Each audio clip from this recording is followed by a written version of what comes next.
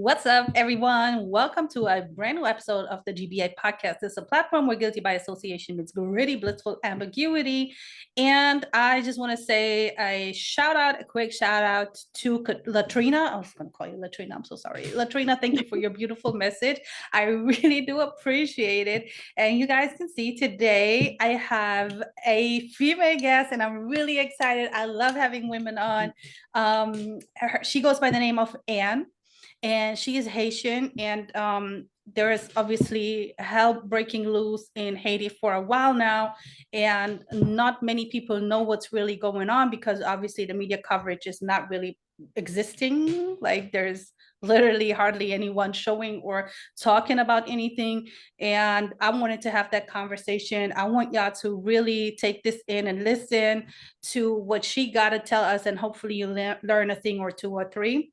So, Anne, welcome to the podcast. Welcome to the show. Thanks for being here. Thank you so much for having me. I'm very excited to be here and be able to have like this conversation with you today.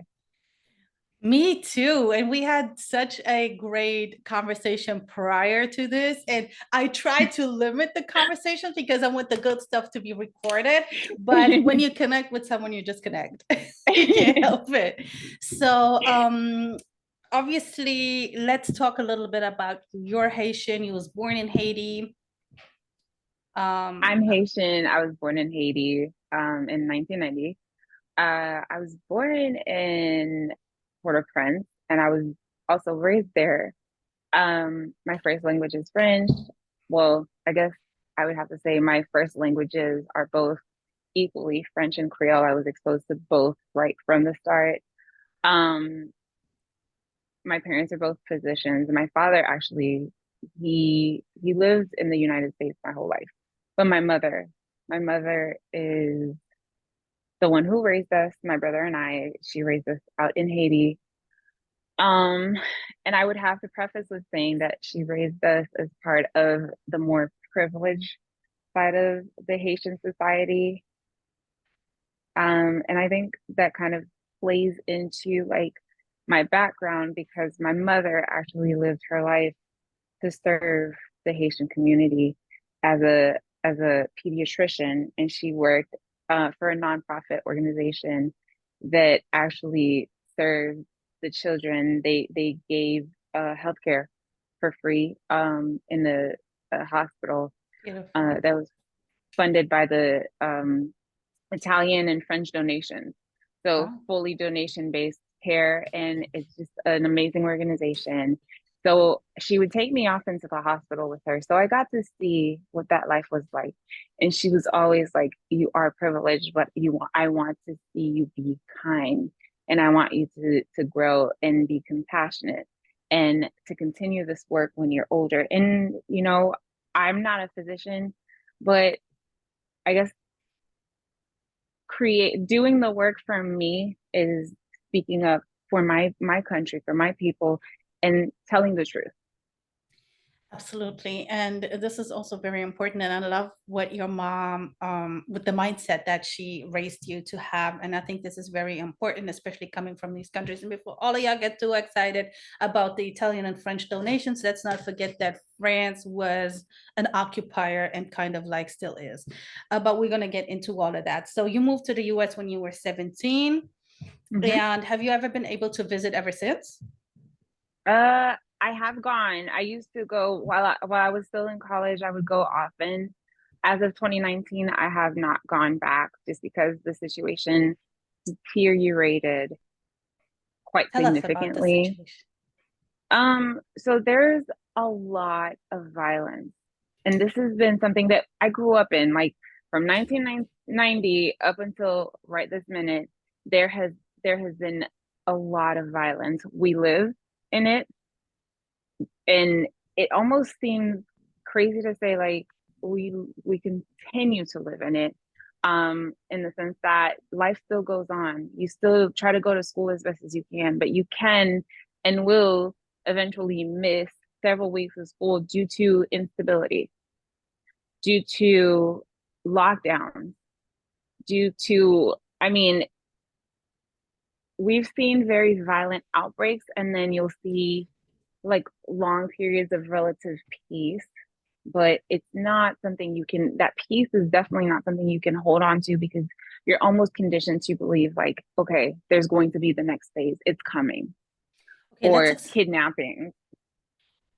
oh my gosh, yeah, that's the second part, but let's explain where the violence is coming from and why this violence happens and how it Um, gets to peace and then again to violence. Like, what is the factor? Like, I think poverty plays a huge role in this mhm, violence, as there is a huge divide between the rich and the poor. And there is sort of a middle class, but not really, because there's a clear divide. mhm, And when you have such a clear divide, um, and you have these weapons that are being funneled into Haiti from God knows where, we often receive information that they are being funneled in through the ports of Miami. They're smuggled in, and that they do come in either through the ports of Haiti or through the Dominican Republic and then shipped in across the border. There is, although there is an arms embargo on Haiti, somehow there is an insane amount of weapons and ammunition within the country. There's an expectation of violent outbreaks at all times. And this is what I grew up in. And it seems to have in the last, let's go with last 5 years, gotten even worse. okay, let's go for the people who really don't even have a clue about anything. Mm-hmm. Who's causing the violence and why can it be stopped? Like, let's say people in the West are used to, okay, violence breaks out. I mean, right now we are obviously in a very crazy time, and Mm-hmm. revolution is happening everywhere. We see the college campuses, we see what's going on in so many different countries, talking of genocides, different ones, whether it's in Congo, Palestine, Sudan. But who's causing the violence in Haiti, and how do we stop it? Why can it be stopped? So when you think about the violence that's going on in anywhere else, Mhm, right? mhm, You think almost always of the Zionist entity. You think almost always of the US interference. Those two in partnership are almost always known for being the reason something will start or even continue. And so we do have a Zionist. I don't always feel comfortable because I'm showing my face today. Whereas when I'm on the panels on yeah, social yeah. media, I kind of just hide. But we do have a Zionist that he's very easy to look up that we often hear is responsible for some of the chaos. Mhm. And how does it affect the economy and the people themselves? Because we have a two-class society, as in many very poor countries. We have the people who have a lot and the people who literally have nothing. So this violence is obviously not helping. How do people survive in Haiti I who think that don't we have have to say nothing? that in the past, you used to see violence against the rich, violence against the more comfortable members of society, Mhm, but you wouldn't in historically see extreme violence against the poor. mhm, These last this new revolution under this I guess militia leader by the name of Barbecue, or his actual real name is Jimmy Cherizier. mhm, Um, it seems as though everyone is a target. No one is safe. People are being displaced from their homes. I'm talking about these militias will enter into neighborhoods and drive people out. People are being killed. People are being assaulted sexually. How are they surviving? They're surviving off very little, and that is a common thread in Haiti. They've always survived on very little. There is a large history of malnutrition in Haiti, so this is not new. Famine is not new to Haiti. Starvation is not new to Haiti. This is why aid is such a big business in Haiti. The people need it. So, can we, since we're talking about food and aid, can we talk about the rice? Because rice was very essential to Haiti, because that's what Haiti is known to have. One of the resources to be rice, right? Staple, it's a staple of the Haitian diet. Yes, absolutely. So, what happened with the rice? What did the U.S. do? Okay. So we did historically have a very good production of our own rice. Mhm. There was a deal made with the Clintons that they would import more rice. And it's a very long situation. But essentially they made a deal with farmers in the United States that started to flood the Haitian markets with foreign rice. So that crippled our own Haitian farmers. And so we went from being able to produce our own rice to feed our own people to we can produce our own rice, but we can't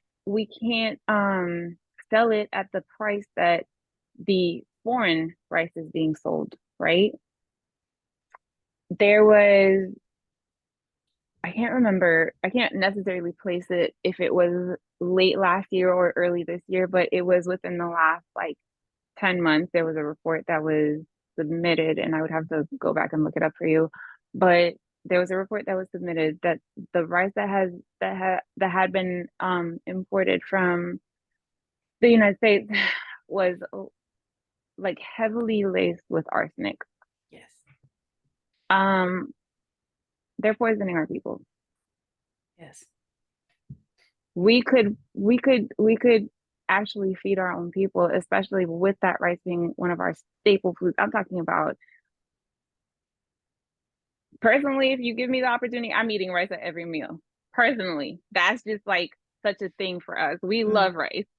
So I would say we went from being able to produce our own rice to that economy has been crippled completely, as well as all of Haitian agriculture for the most part. Yeah, because of these stupid deals. And look, guys, how long this deal is going back, like to the Clintons and everything. But um, I also want to say, not only are the people poisoned, the people are being made sick with all type of different diseases when they eat this foreign rice. And unfortunately, as we all know, rice is not rice anymore. So Haiti was, I guess, also able to do some export business with the rice that Haiti was producing, and that Mm-hmm. also, I guess, stopped because now even that We can't income produce is it gone. anymore. Yeah. Yeah, yeah. So I mean, any agricultural business that we had in the past has been just crippled to the point of we can barely or we can't even serve our own people. So think about exporting. Export it still happens, but on a very small scale. So what's going to happen to our own farmers? I mean, look, you're not an expert, so everything is alleged, guys, but we have a disclaimer anyway, as you guys know, like I just want you guys to hear from a Haitian, especially who grew up there, what's really happening on the ground and what's been happening and a little bit. And then we have her back for another episode where we're going to go a little bit deeper into the history and everything. But I'd like to know and understand, and I know that you cannot maybe fully answer that question, Mm-hmm. why is it so much of an interest to cripple Haiti so much? I think that Haiti is kind of like this experimental lab of imperialism and colonialism. Whatever they want to try with any other country, they try it first in Haiti. I think that Haiti is full of resources and that because we do not currently have the ability to tap into the natural resources, it's like they see it as like this untapped gold mine. And What are it the main is, resources of Haiti? Haiti has well, there's this one writer that I recently had a little situation with on a panel. He says that there's no proof of gold in Haiti, but we have always been told. So I would have to probably just say, don't quote me. Mhm. But there are natural resources. There is gold. Um, there is oil. There is arable land, which is agricultural land. What else is there? So the main things, oil and gold. Iridium. There is iridium. But no, this gold is by far not the main thing, but there's different natural resources that Yeah. are there. The most important one of which is iridium, which is used to make electronics, used to make spaceships or something like that, from what I remember. Sorry. But All yeah, good. All good. Haiti is full of resources. So I just want to dive a little bit, just like, with the pinky finger into the history. Hmm. When did Haiti got its independence from France? 1804. 1804. 1804. Did Haiti ever really get an independence? I would Exactly. say it's debatable because even when we became independent, we still had to make a deal with the French to pay them restitution and reparation because they had lost their most profitable colony. Haiti back then was very well known for being one of the highest producers of sugarcane. Um, and I I believe um, what France did was not recognize our independence in order to cripple us from within to try to see if they could get us back. So our our leaders at the time made this deal. It's almost like making a deal with the devil. We want our independence no matter what. So we made the deal and we paid millions of dollars back to France, which crippled us, For how which long? absolutely creeped us. I want to say as we stopped paying. When did we stop? Not too long ago, right? To 2016, I believe. Yeah. Don't quote me on the year, but it was just like very very recently. It we had been paying for a very very long time, and one of the reasons I'm not a fan, but I'm gonna say this. One of the reasons our president Aristide, we believe, we believe, that's just an opinion. That's the generalized Haitian opinion.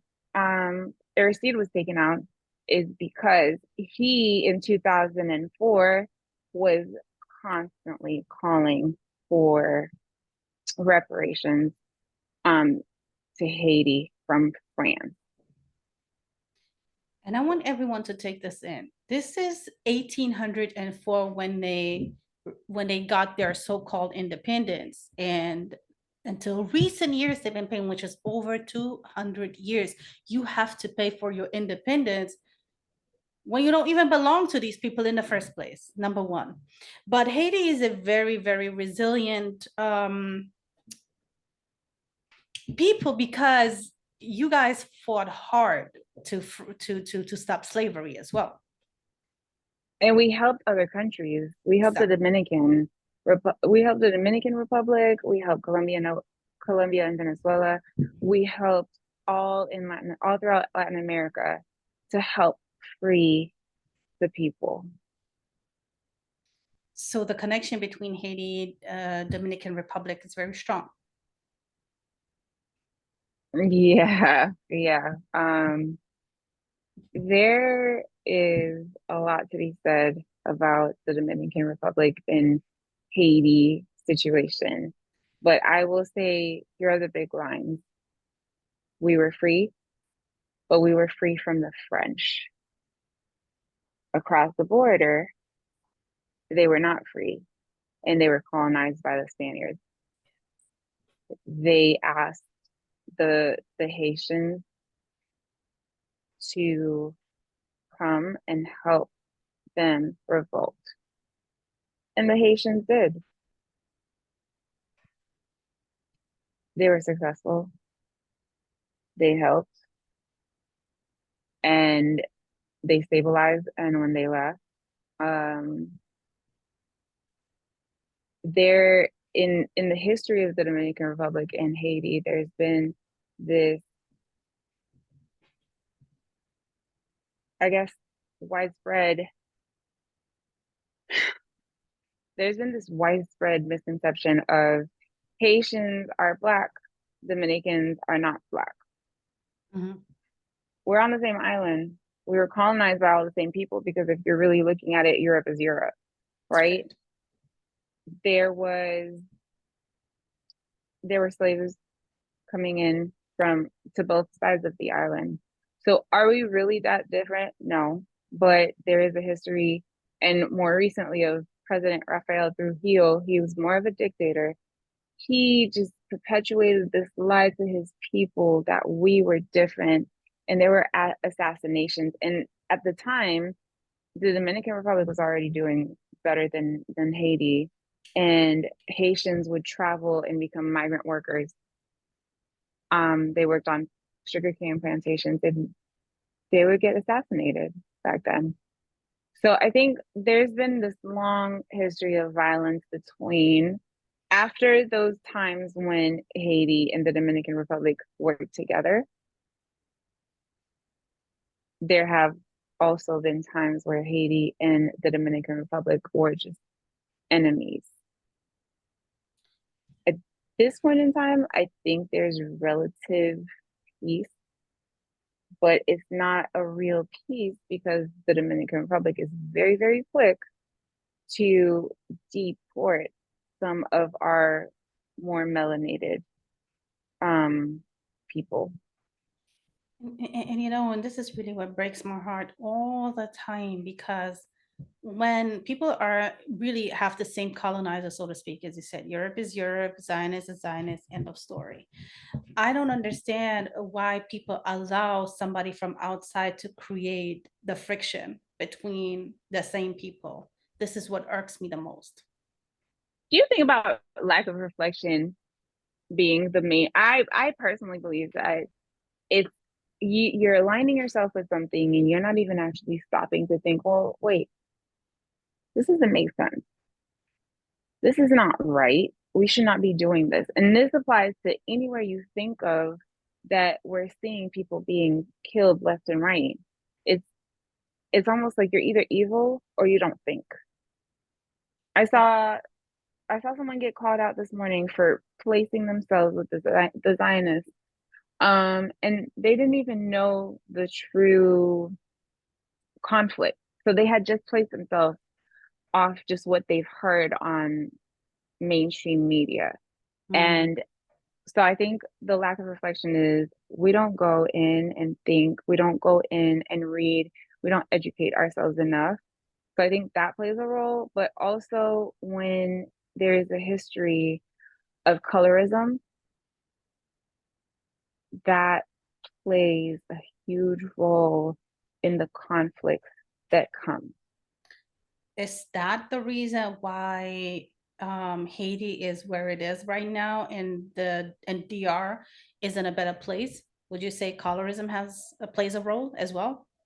I think colorism does play a huge role.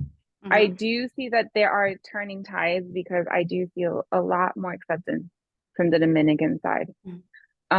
They do love to claim their Taino heritage that, and they love to say that Haitians don't have Taino blood, but I'm like, again, same island, same people, same colonizers. How are we not the same? But again, there's no reflection. I think colorism is one thing, but I think there's not as much of a history of foreign interference on the Dominican side, because the Dominican leaders maybe have not been so rebellious against these foreign entities that want them to do their bidding within the island. So when we talk about colorism, Mm-hmm. um, you told me earlier that people your complexion are a little bit more privileged in Haiti, like That is everywhere, the I'd say. general assumption.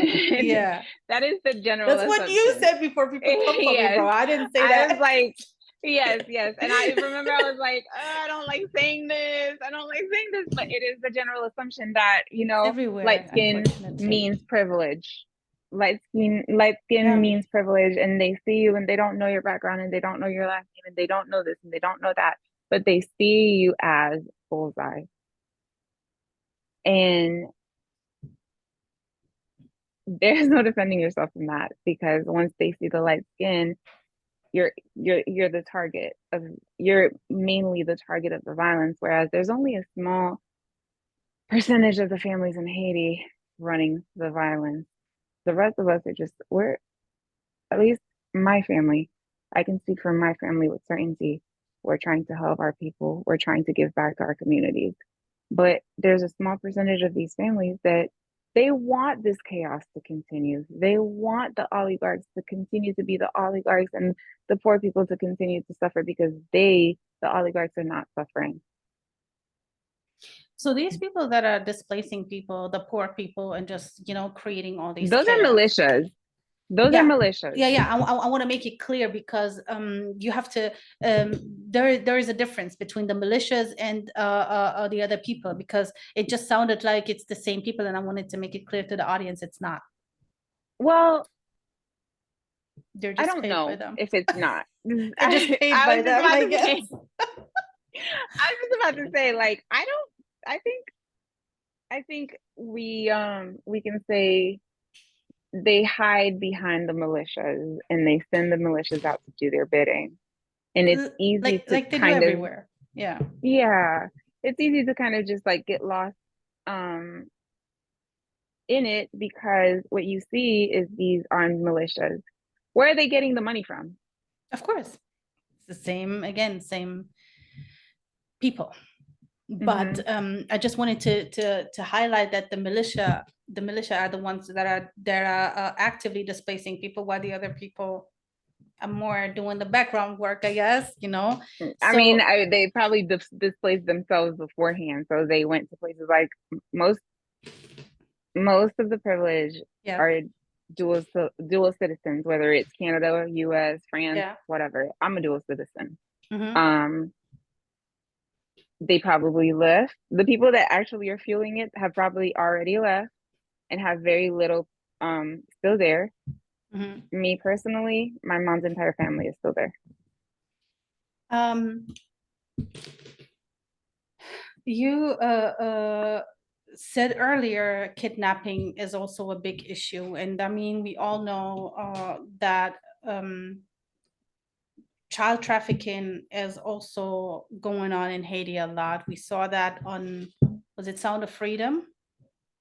Was it that movie? Yeah. Yeah. Um, Um, can you speak on yeah, that a but little bit? yes, kidnapping is something that is part of at least recent history. Okay. I can I can think of more than 10 people that I know personally that have been kidnapped. Why are they being kidnapped? For ransom? And I'm talking about exorbitant amounts of money that are being asked of these Haitian families to return their loved one.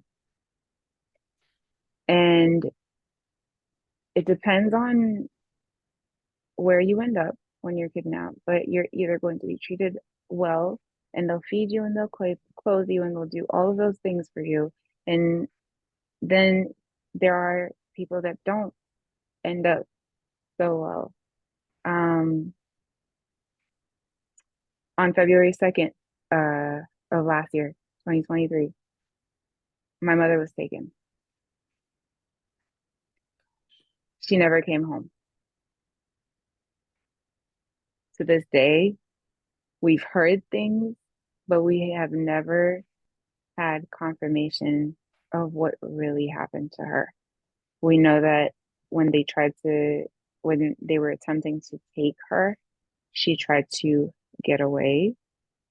So they shot at her car and she was hit. She stopped and they went in and they carried her out of the vehicle. And that's the last anyone ever saw of her. Was there any contact established for They ransom? contacted one time. They contacted one time that day. And my aunt said, no, I need proof of life. They weren't able to provide proof of life. That was it. That was it. These are the horrors that Haitians are living with. And yes, my family would have had to give up a lot to bring my mother home, but at least we had the possibility of being able to pay that ransom. My grandmother was taken several years ago, and we actually did pay a ransom, and she did come home, and she had lost a lot of weight, but she came home, and she wasn't mistreated. I'm so sorry you told me earlier your grandmother was taken. I didn't even know about your mom. My mom, yeah, it's Um, I don't dwell on it because it's not just me. There are so many people that have experienced that and maybe worse. I just see my job as what she taught me. Always keep going and always speak the truth and always fight for your people because that's what she did. So, yes, my heart is broken at the loss of my mother more than I can ever say. And with that, being that we will never ever get her back. Um, can I just try to remind myself that the work is never done. I will speak up for my people in honor of her. I admire your strength. Do you mind if I ask you one more question about this? Do Mhm. you think if about if she is alive or not? Does it even matter to you? In the She's sense not alive. of, okay. She's a family friend was kidnapped um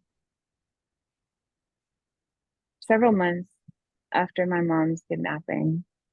And because he was kidnapped around the same area that she was taken, and we'll never know the truth, right? Um, he asked about her, and they said that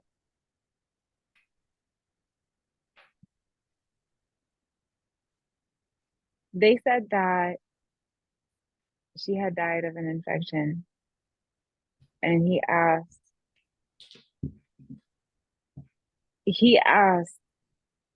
why they hadn't returned her body.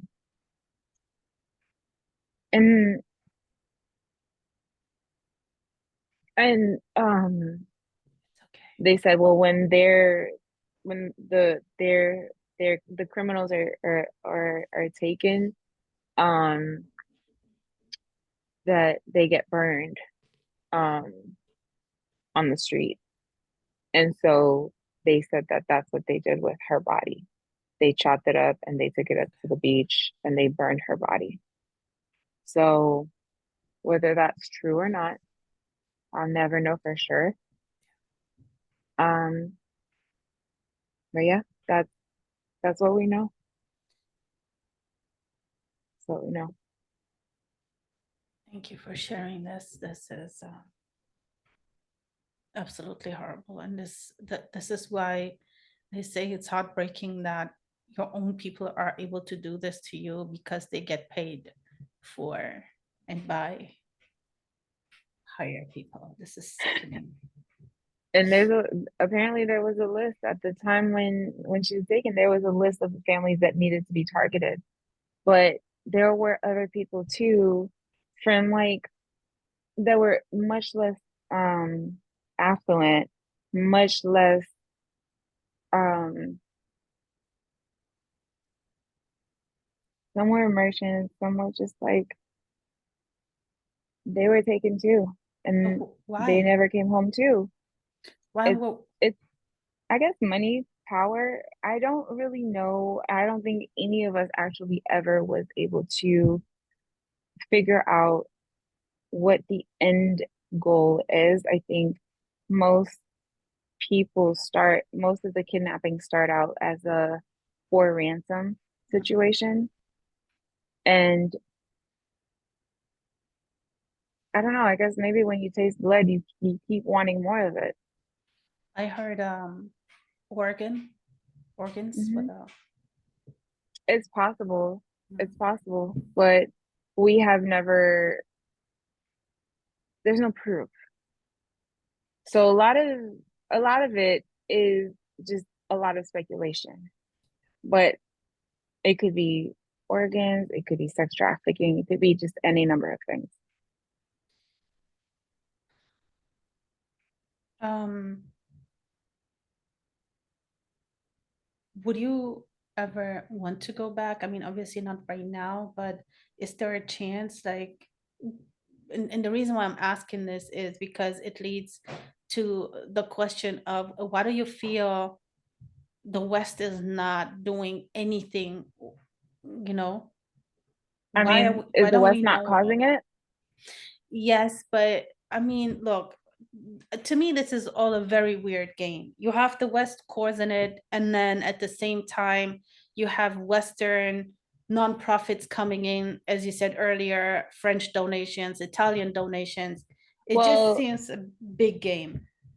so I guess the charity where my mom worked is genuinely a good place that is funded by Yeah. French because that's what they lobby for, right? Hmm. Um, but I think that these NGOs, that's a business for them. Yeah. That's a business for them. We have a strong UNDP presence. We have a Hmm. strong USAID presence. We have a strong NGO presence. It's a business.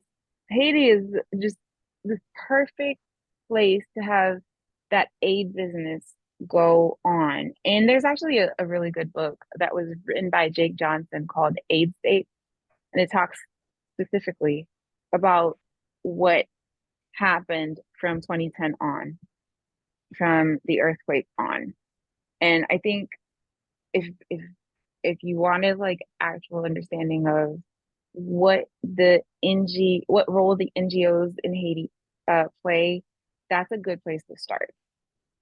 There you go. Absolutely. Wow. Is there what can people do if people say, okay, so I'd like to help, what can I do? What could Right? people, where can they start? Raise awareness, raise awareness, find um places like our little brothers and sisters, no petit frere sale, that actually use whatever funds are sent over to them to serve the people of Haiti. um Find, mhm. so funding gets there. I mean, donations get there, so people do get money, because I also heard that it's very difficult to even build a business, start a business, do anything over there right now, at least. It is right now, it is absolutely just Possible. difficult. Yeah. I wouldn't take a chance to do that. However, um, No Petit Costa is an established organization that actually has been there. My mom worked with them her whole life. over 30 years she worked there. Yeah. Um, we know the money gets there because we know that the priest that actually heads the hospital and the foundation Mhm. is giving back to the community and just does not take any of it for himself at all.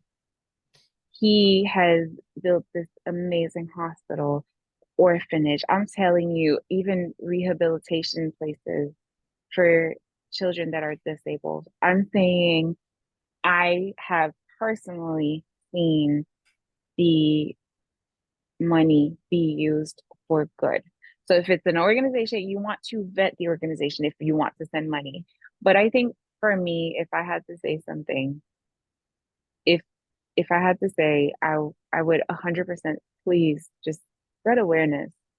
Let people know what's going on in Haiti. Elevate Haitian voices. We need the truth to be told. We need people to know about us too.